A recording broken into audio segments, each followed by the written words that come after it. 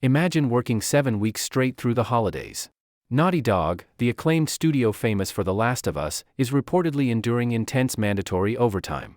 This crunch period is focused on an internal demo for their secretive new sci-fi action game, codenamed Intergalactic.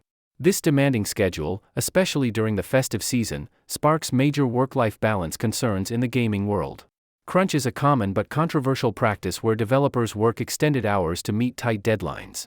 While crafting incredible game worlds requires immense dedication, the sustainability and human toll of such intense periods are critical.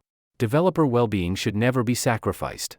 As Intergalactic progresses, the industry must ensure creativity thrives without compromising its most valuable asset, its people.